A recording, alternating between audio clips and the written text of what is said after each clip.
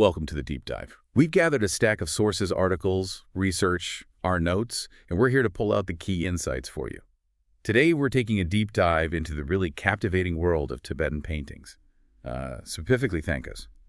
So, as we get started here, what makes these artworks so profoundly special? What sets them apart? Yeah, it's a great question. And what's really striking right off the bat is that thankas are seen less for, just their aesthetic beauty and much more for their profound spiritual purpose. Our sources keep coming back to this. They're not just commodities, not just pretty pictures. They're considered a direct manifestation of enlightened energy. Enlightened energy, okay. Exactly. They function as incredibly precise spiritual tools. It's almost a paradox, isn't it? A paradox? Yeah. How so? Well, thinking of art as like a highly calibrated technology or inner transformation.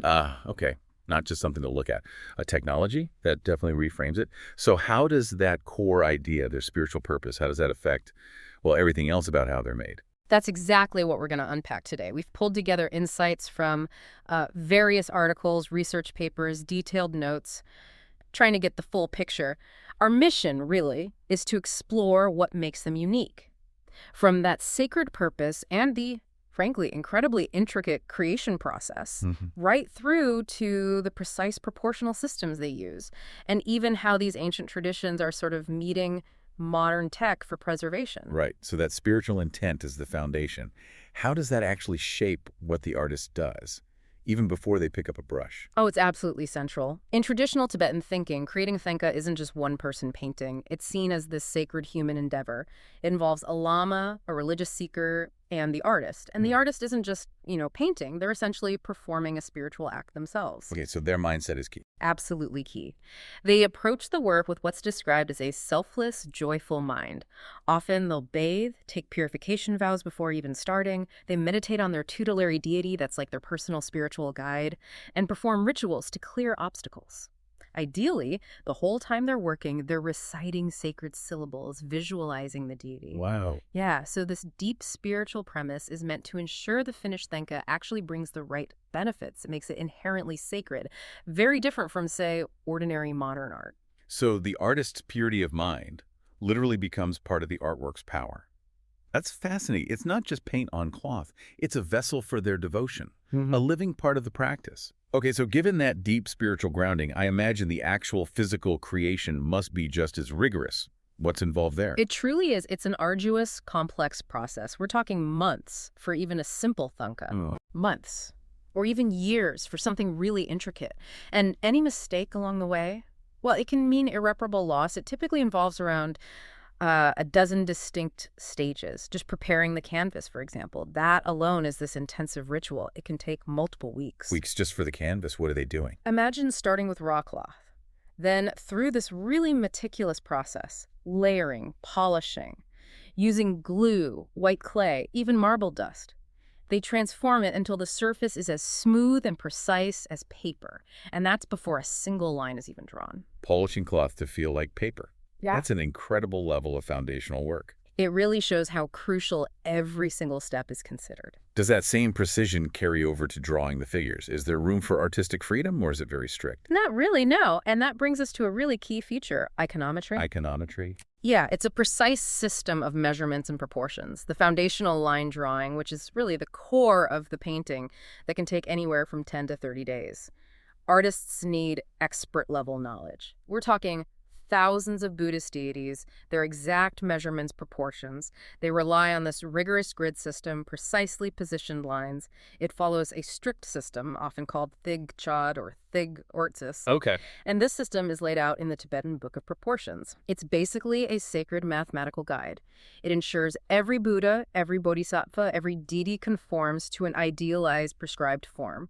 So it's less about the artist's personal style and more about following a sacred blueprint, almost like geometry. Exactly. Why is that absolute precision so critical? Because an inaccurately drawn deity, Right. well, it could actually disrupt the intended spiritual energy of the image. That's the belief. If the proportions are wrong, it might not convey the right qualities associated with that deity. Or, maybe more importantly, it might not function properly as that precise spiritual tool for meditation we talked about. I see. So if a Buddha looks, unbalanced. Right. It might not radiate that sense of serenity and balance it's supposed to. It fails in its primary purpose. The system ensures the figures align perfectly with Buddhist teachings, reinforcing their function for meditation and ritual. It kind of removes subjective interpretation in favor of spiritual effectiveness. That makes total sense. It's fundamentally different from a lot of Western art, where individual expression is often, the main goal. Yeah. So even with these strict rules, there's still obviously incredible skill involved, but it's mastery within a very specific spiritual framework. And these proportions, I gather, they're really specific. Oh, incredibly specific. The system uses units of measurement often based on the deity's own finger width, or sometimes face width. This ensures consistency. So a figure's total height might be, say, 7 to 10 times the face width. Shoulders, hands, arms, the posture, everything follows exact lengths and angles. Our sources talk about traditional training involving years, just years of repeatedly copying Buddhas and Bodhisattvas, constructing them within these precise grids. Just copying over and over. Exactly. And that repetition deeply impresses the correct forms onto the artist's mind. It becomes almost intuitive knowledge. Okay, so meticulous canvas prep, precise geometric drawing. I'm guessing the actual materials, the paints and pigments, are just as carefully chosen. Absolutely. Traditionally, preparing the 5 primary colors could take a full day itself. These paints are made from natural mineral and vegetable sources, things like precious stones, lapis lazuli for blues, for example. Also bark, leaves, flowers, and even metals like gold, silver, copper. These natural pigments are famous for being incredibly vibrant and lasting for, well, potentially millennia without fading. Wow, millennia. It's pretty amazing. Though it's a bit of a sad reality that some modern artists, particularly those in exile, sometimes have to use chemical pigments just due to availability. But the tradition really strives for those natural materials for authenticity and, spiritual integrity. And the tools, the brushes, are they just as special? Yeah, they are. Traditional paintbrushes are entirely handmade. For rougher work, they might use a tough grass called nama grass. For the really fine, delicate stuff, materials range from horse-tail hair, fine hairs from inside cow's ears, even otter fur or soft feathers from mountain songbirds. Just incredible detail. Yeah, and making about 20 good brushes can take 3 or 4 days, making sure every single hair is perfectly set in the bamboo handle. It's not just about craftsmanship, right?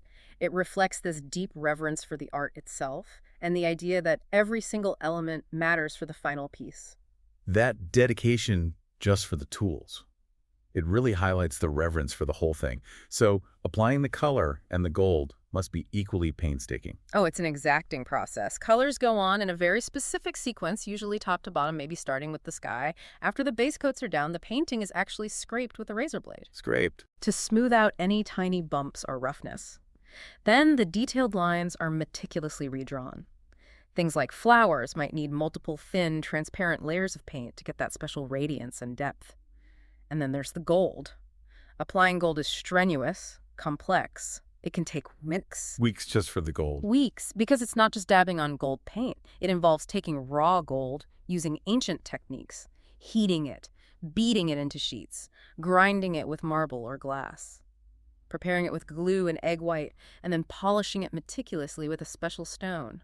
All this is to make sure its shimmer lasts for centuries, yes, but also that it radiates that intended spiritual energy. It's absolutely clear why these paintings are held in such high regard. Is there a final step, something that sort of completes the Thanka's transformation? Yes, there is, and it's considered the most crucial moment, opening the eyes. Opening the eyes. This is when the eyes of the main figure are painted in. Traditionally, it's done at dawn, on an auspicious day. This act is believed to actually awaken the deity within the painting. After that, special seed syllables and prayers are often inscribed on the back of the Thanka to further infuse the image with energy and meaning. It's that final consecration that really makes it the living spiritual tool we were talking about earlier. Just remarkable how tradition is so deeply embedded in every single step. Now, you mentioned earlier that modern technology is playing a role now, too, in preserving this ancient art. How does that work? How does something so meticulous adapt? Yeah, that's a really interesting intersection where traditional meets innovation. The core methods, the artistic and spiritual practices, they remain largely unchanged. But things like high-resolution digital photography, 3D scanning, they're being used now. They use them to meticulously document existing thankas. This creates these incredibly precise digital archives. For preservation? Exactly. For preservation, for research, for study. It's especially vital for ancient thankas that might be really fragile or maybe located in remote monasteries.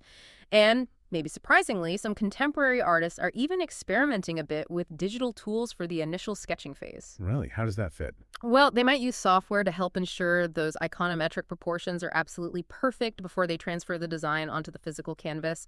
It's kind of bridging centuries of practice with today's tech. So after all this deep dive into Tibetan paintings, what does it all mean for us? What's the big takeaway? I think what's truly profound here is how Thankas embody this completely holistic approach. It's art, yes, but it's inseparable from spirituality.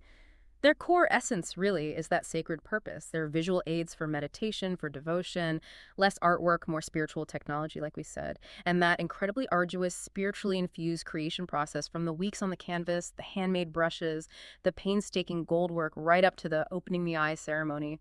Hmm. It just underscores the immense dedication. Right. Every element has meaning. Every single line, every measurement, every gesture is loaded with meaning. It's all designed to help meditation, to bring practitioners closer to enlightenment, and that rigorous adherence to the iconometric systems, ensuring spiritual accuracy, plus the deep training tradition, it's all being carried forward. Even as we saw with some help from modern tech for documentation or initial design, the finished piece, once consecrated, becomes this genuine receptacle of wisdom, a living spiritual guide. Okay. So thinking about that meticulous spiritual intent, that technical precision embedded in every single aspect of a thanka, what can we maybe learn from that?